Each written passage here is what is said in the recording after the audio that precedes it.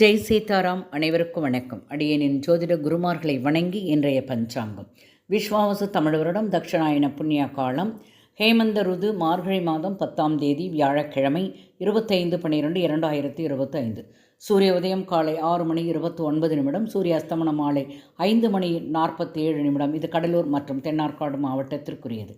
இன்றைய திதி வளர்பிறை பஞ்சமி காலை 11:25 வரை, பின்பு சஷ்டி. நட்சத்திரம் அவிட்டம் காலை 6:40 வரை, பின்பு சதயம். யோகம் வஜ்ரம் பிற்பகல் 1:29 வரை, பின்பு சித்தி யோகம்.